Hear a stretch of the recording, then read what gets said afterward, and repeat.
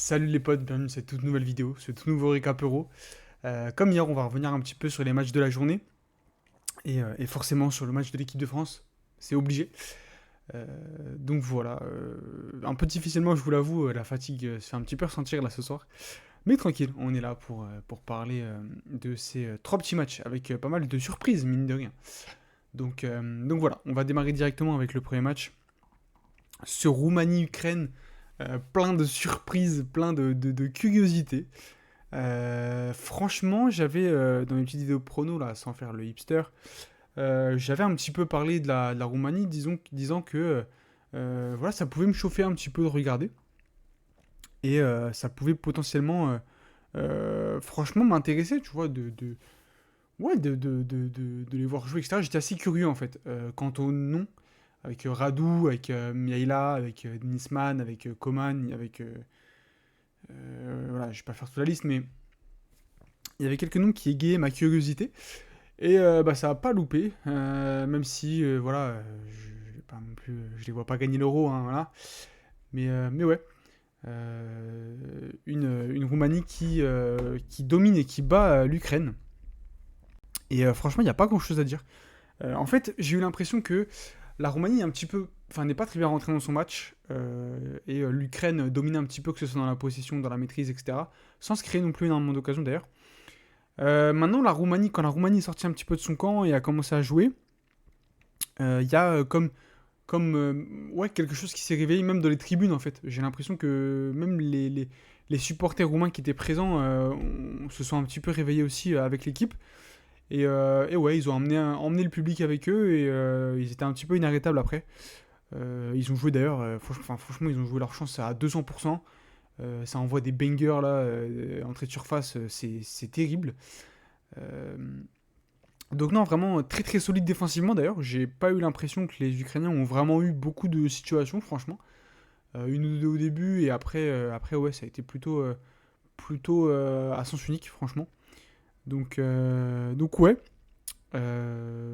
Et d'ailleurs, même après le premier but, un peu moins, mais surtout après le deuxième but, j'ai eu la sensation que les Ukrainiens étaient complètement déboussolés, comme s'ils savaient pas ce qu'ils avaient à faire, comme si ouais, même le sélectionneur sans réponse. Et ouais, bon, de toute façon, j'avais vu quelques critiques sur le sélectionneur ukrainien.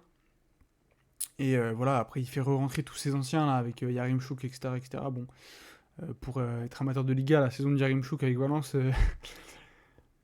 Bon, donc ouais, non, pour le coup, assez surpris négativement de l'Ukraine et très très bien surpris de la Roumanie. Et franchement, trop cool. Trop trop bien, vraiment. L'euro est vraiment incroyable pour ça. Tu as des petites nations comme ça que t'attends pas. Et voilà, bon, après on va pas. C'est aussi à nuancer avec la mauvaise performance ukrainienne, mais voilà, t'as quand même une équipe qui avait envie de jouer et qui a joué son match à 200% et voilà, qui l'a gagné assez logiquement derrière. Le match de Sansu, le match de Denisman aussi, Denisman, ouais, le petit joueur de Parme là. Ça fait un moment que je le suis un petit peu parce que bon, Parme, il y a une petite, voilà, je kiffe bien. Donc ouais, je sais que c'est un bon joueur. Franchement, je sais qu'il a du potentiel, mais ouais, là aujourd'hui, ça a été vraiment pas mal. Donc ouais, après pas grand chose à dire de plus, que ce soit tactiquement, que ce soit tout ça. Franchement, un vrai match d'Euro, j'ai l'impression où t'as surtout une grosse partie du côté émotion et du côté duel, parce que la Roumanie a remporté vraiment pas mal de duels. Donc ouais, le côté duel, le côté émotion qui l'a emporté en fait. Et face à une équipe en manque de solutions. Le deuxième match, euh, ça pour une surprise, l'entrée en liste de la Belgique et la première défaite pardon, wow, de Domenico Tedesco face à la Slovaquie. Franchement, je n'en attendais pas grand-chose de la Slovaquie, pour être très honnête. Et finalement, voilà. Deux grosses occasions belges au début du match. Je vois pas comment ils peuvent ne pas mener au bout de 5-10 minutes, franchement. Et puis après, deux coups. Pourquoi Pourquoi revenir chercher une touche jusque-là pour nous mettre ton petit double contact là je t'aime bien, hein, franchement, les crochets, la vivacité, tout ça, on aime trop. Mais ouais, pourquoi Et voilà, les Slovaques réalistes efficaces. Il leur en faut pas 36. Et bah en fait, j'ai même eu l'impression qu'il y avait une vraie sensation de hype et de envie de rentrer dans cette compétition du côté belge et qui a été complètement balayée par ce but en fait. Pour le coup là, on emploie souvent la clim, nanana. Bah là, je trouve que c'est une vraie clim dans le jeu. Pas forcément voilà, pour narguer ou quoi. C'est pas me faire le gogol, les Belges, nanana. Mais ouais, une vraie sensation de clim dans le jeu en fait. Et les Belges derrière qui n'ont jamais réussi à remettre vraiment un coup d'accélérateur par-ci par-là, mais sans que ce soit vraiment très généralisé, je trouve. Bon, j'ai loupé un bout de la deuxième mi-temps aussi. Mais, euh, mais ouais, de ce que j'ai même compris sur les réseaux, etc., ouais, ça me. Ouais. Lukaku, euh, ce mec est un mystère. Comment tu peux être un œuf aussi. Ouais, des fois t'as l'impression qu'il est clutch, des fois t'as l'impression que le face-à-face, c'est même pas face-à-face, là, son action manquée, là, elle est folle, franchement, elle est folle. Euh, et puis bon, bah après, derrière des face, bout de face de Bast, Yannick Ferreira Carrasco, latéral gauche. Alors là, ouais, non, et puis même Castagne, hein, c'est quand même pas grandiose. Donc ouais. Et j'ai même la sensation en fait que euh, t'as surtout des individualités. De Bruyne, Trossard, Lukaku, ouais, tu as des noms qui n'ont pas été au niveau. Le double pivot Mangala Onana, surtout Mangala d'ailleurs, mais ouais, vraiment, tu vois l'impression bah, que t'as besoin d'un côté collectif, mais t'as aussi besoin que tes individualités soient en forme et brillent. Et là, j'ai l'impression que leurs meilleures individualités, celles qui étaient censées les mettre bien et les mettre dans la compétition, bah, en fait, sont complètement passées à côté. Donc ouais. Et puis, ouais, défensivement, encore une fois, hein, mais défensivement, c'est si peu fiable. Bon, on savait un petit peu, mais quand même, quoi. Quand même. Et voilà, ils ont passé le match à courir après le score. Et c'est la Slovaquie, au final, qui s'impose 1-0. Donc voilà, on va vite fait parler du classement, sauf que je l'ai mis bien après, donc je sais pas où je l'ai mis. Non, c'était celui-là. Voilà. Donc voilà le classement. Au final, c'est les deux équipes qu'on n'attendait pas, qui sont les deux premières avec 3 points. Et l'Ukraine et la Belgique, bah, dans le fond, avec 0 points. Alors avec un match, mais déjà tu te dis que bah, potentiellement t'as l'Ukraine ou la Belgique qui sortira pas, donc c'est quand même dingue. En sachant que là le prochain match c'est Roumanie-Belgique, je crois. Donc déjà la Roumanie, un nul, tu sors quasiment quoi. Tu sors de cette poule. Pour la Belgique, bah, faut gagner, voilà, c'est aussi simple que ça.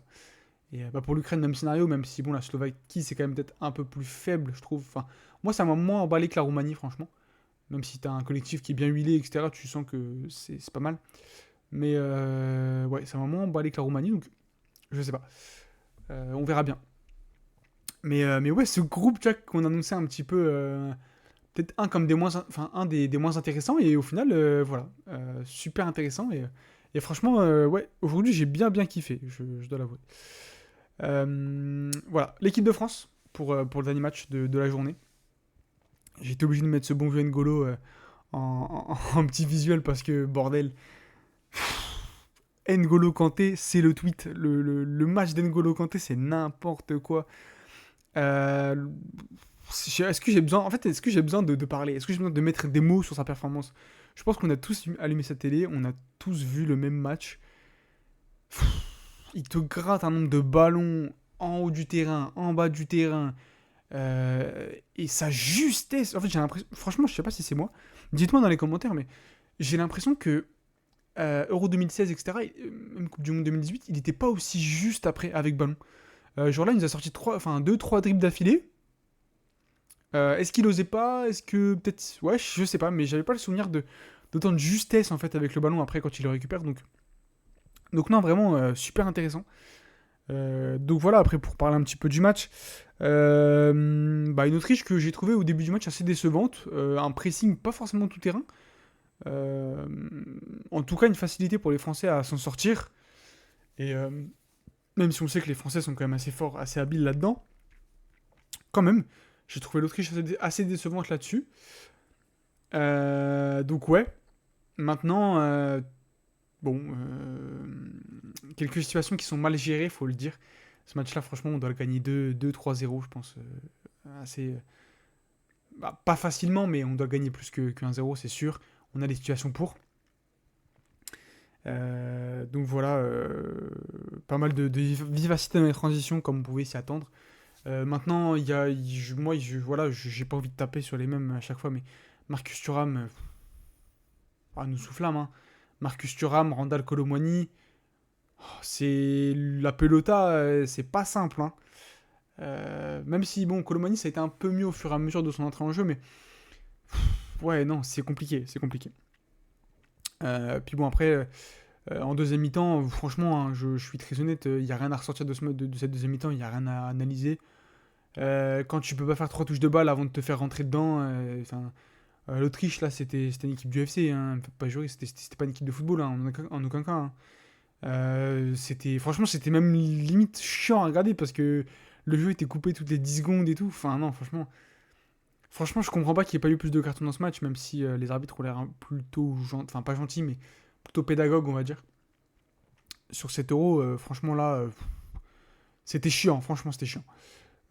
Donc, ouais, l'Autriche, vraiment, on va dire, très agressive. Voilà, on va dire ça comme ça, mais non, c'est pas possible. C'est pas possible.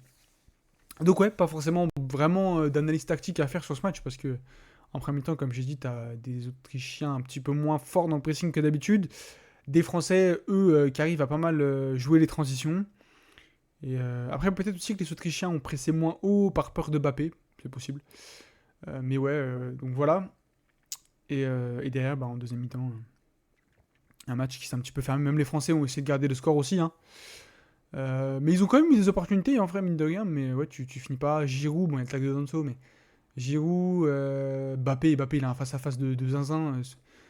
J'avais déjà célébré, hein, parce que pour moi, il peut pas louper ses face-à-face. C'est pas possible, ce type, ce mec ne peut pas louper ses face-à-face, ça n'existe pas. Je ne l'ai jamais vu louper un face-à-face comme ça.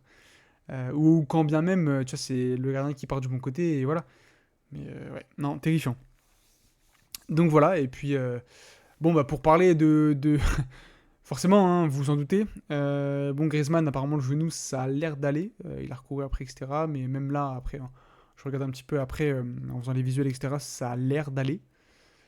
Même si c'est un... Moi, franchement, sur la torsion, enfin, c'est pas vraiment une torsion, mais j'ai vraiment eu peur. Parce que les croisés, c'est... Généralement, ça arrive un peu comme ça. Donc ouais, j'ai un peu eu peur, mais bon, ça a l'air d'aller. Par contre, pour Mbappé, là, je lisais, là, parce que j'ai mis un petit peu de temps avant de tourner. Apparemment, c'est le nez cassé, donc j'ai vraiment peur. Parce que là, pour le coup, si Mbappé n'est pas là sur les 2 derniers matchs de phase de poule, c'est un autre tournoi qui démarre. C'est franchement un autre tournoi qui démarre parce que là, du coup, ça veut dire que tu es obligé de faire jouer Thuram, Giroud, Dembélé, ou alors tu fais rentrer un Barcola. Je sais pas, mais ouais. C'est un autre tournoi qui démarre, très honnêtement. Donc voilà, on va voir. Je pense aussi que si c'est ça, tu vois, les équipes auront peut-être moins de crainte à presser haut. Enfin, ouais. Je suis un peu dubitatif. Maintenant, on verra bien, hein, c'est pas fait. Je crois que si je dis pas de bêtises, t'as possibilité par moment, quand la cloison nasale est pas trop déviée, de pouvoir temporiser et faire un petit truc dessus. Et tu vois, ils loupent un match ou deux, enfin un match ou deux, ouais. Et ils opèrent après le tournoi. Donc ouais, je sais pas. Je sais pas. Faudra attendre sûrement demain. Donc voilà, ce match aura laissé des traces mine de rien, physiquement.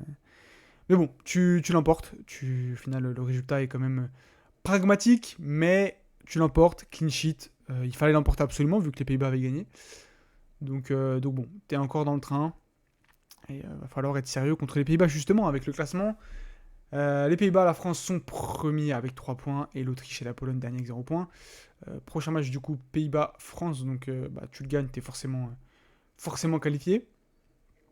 En cas de résultat favorable pour Autriche-Pologne, tu serais aussi quasiment qualifié avec un match nul.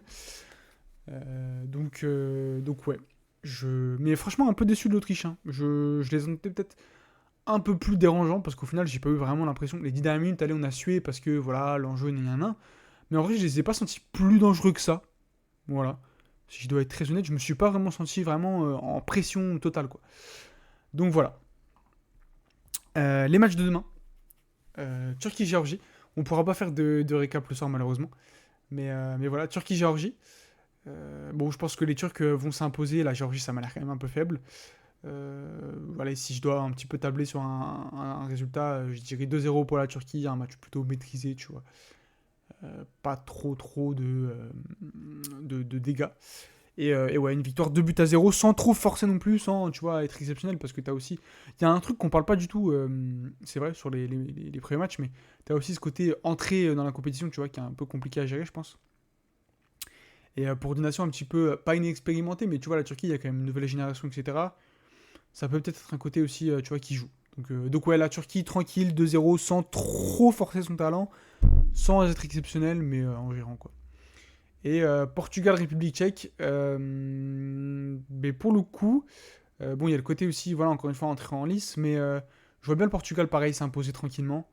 Allez, 3 buts à 1, si je dois. 2-0, 3 buts à 1, pareil. Assez tranquillement. La République tchèque a voilà, toujours des bons petits joueurs, mais ça me paraît pas être la surprise que ça peut être à l'Euro 2020, qui s'est joué en 21. Donc ouais. Donc voilà pour les matchs de demain. Les amis, ça y est, je vais enfin pouvoir aller dormir. Donc voilà, n'hésitez pas en commentaire. N'hésitez pas à me dire ce que vous avez pensé de ces 3 matchs. La Roumanie, la hype, la folie. L'équipe de France avec forcément Mbappé, hein, qui va être au centre des discussions là pour les prochains jours. Et puis le choke de la Belgique. J'avais dit qu'il était capable de choke, j'avais dit. Mais voilà. Le petit like si la vidéo vous a plu, comme d'habitude, l'abonnement pour suivre la suite de la compétition. Va falloir être là parce que ça va être bien marrant. Franchement, l'euro me hype là. Franchement, sur le début d'euro, c'est la folie. Franchement, j'aime vraiment bien. Et voilà. Donc voilà sur ce les amis. Moi je vous dis à mercredi soir, bien sûr. Et voilà, salut.